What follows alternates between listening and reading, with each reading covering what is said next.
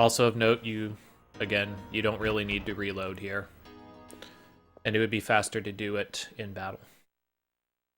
Hello, Lucky. Okay, so phase 1. Phase 1, there is a slight variance in strats, but I don't like it. Carcinogen uses Liberate on phase 1. I really don't like that choice, because even though it makes it so that the baby doesn't possibly get off its explosion attack, which will eat a medicine, it also makes it so that you won't have any parasite energy going into the next phase, and the next phase is way more dangerous than the baby. So for that reason, I use Haste.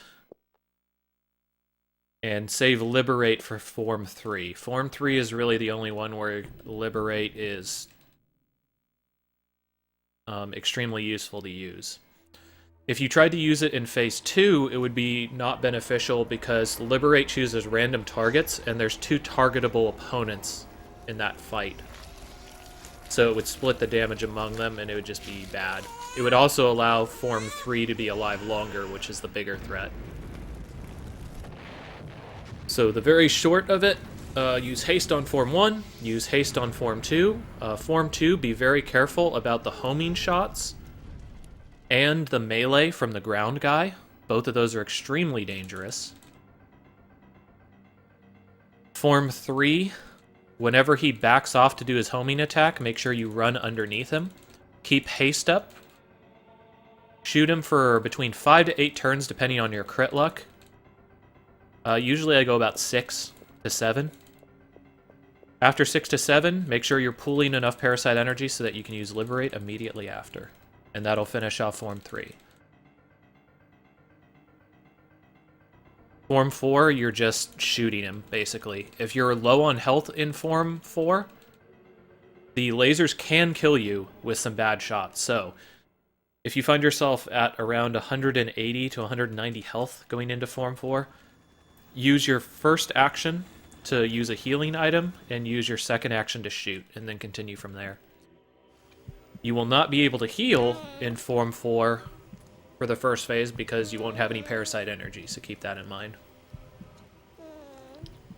Once Form 4 changes into the next phase of it, if you have the ability to haste, do so. If not, be cautious and use your heals if need be.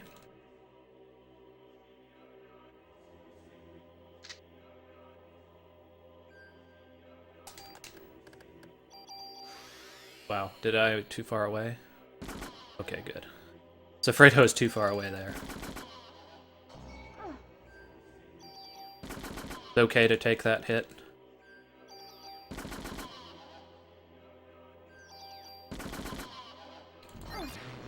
See. So I didn't get enough crit luck to be able to kill him in time. But if you get good crits, you can kill him there before he gets that explosion off. He also got a pretty good HEB, which is something that you have to keep in mind also. Enemies do have HEBs, so take that into account.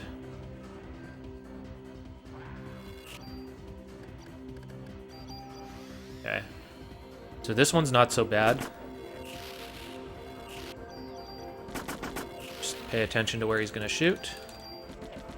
Okay.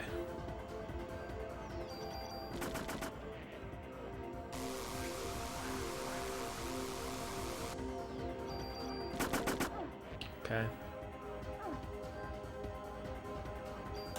Okay, this is actually pretty bad.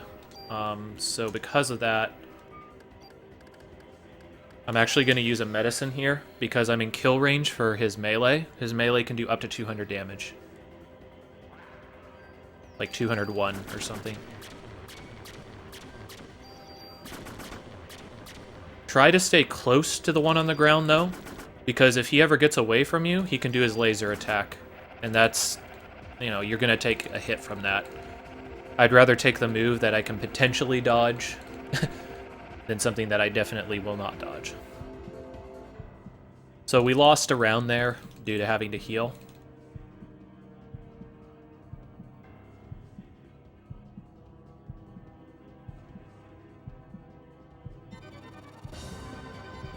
Yes, if you die to like certain forms of this boss, you will lose tons of time.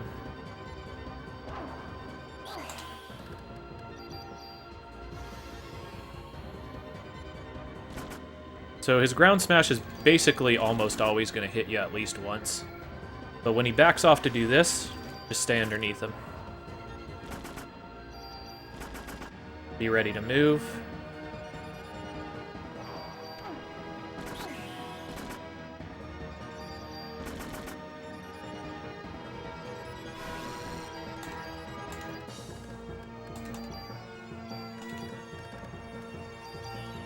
This is probably a mistake, because I don't think this is going to kill. But I'm trying to do, like... This is a safe strat, really. I'm trying to conserve my, my medicine here, so I don't want to take this hit. Also, I was at a low enough health that this might have taken my revive. I don't know the damage ranges on this move, because I so rarely see it. Okay, good. We actually did get past that form.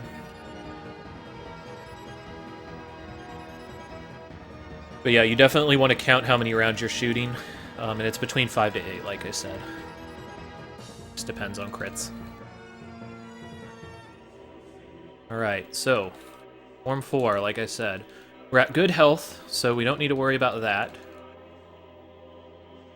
But we shouldn't be flippant with our health either, especially if you don't know how many medicines you have left.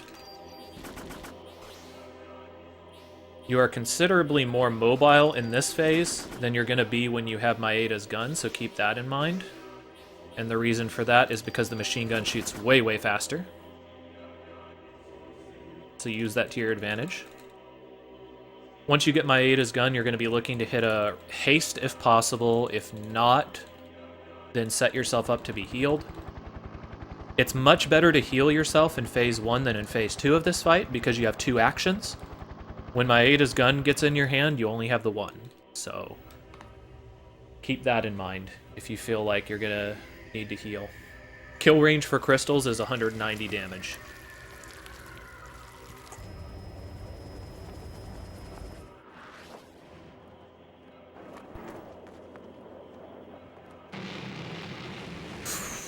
Alright.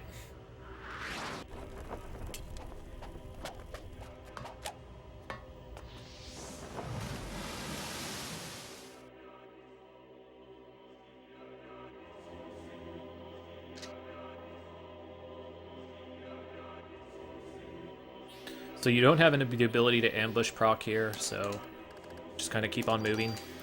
The reason I used haste here, it's questionable on how much time it would save you. And if it does save time, but what it does do is it makes you more mobile, and it allows you to get your ATB faster if you need to heal. Which is important. It also lets you chase him. So in case the ultimate being gets away from you, you can quickly get back on top of him and start shooting again.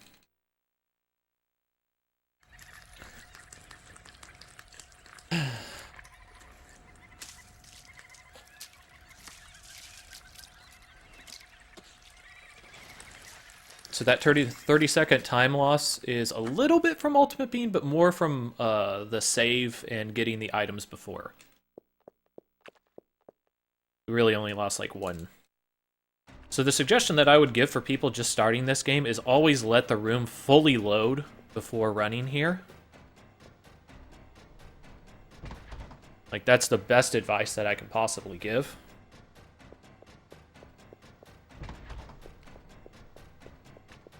I don't really need to do that, because I kind of know this quite a bit.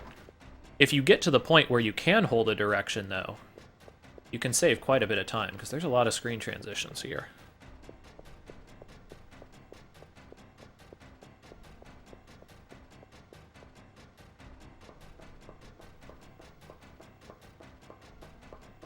Okay. I guess another thing I would say is, in order to get out of the ship, the first one, at the T intersection, you want to make a left, and then here you want to make an up. So it's left and then up. The main things to remember. Should be obvious, but always make sure that you hit this control panel. If you don't, it's no bueno.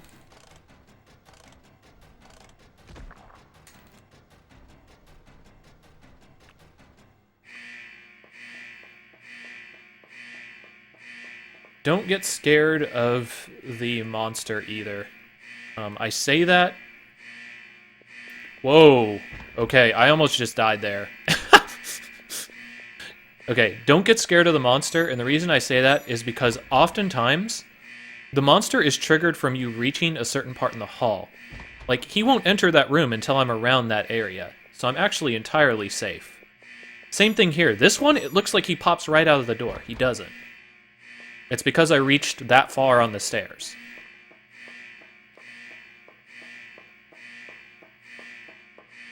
Now, he'll move, like you can't just sit there. He will hit you, but don't be too scared about it.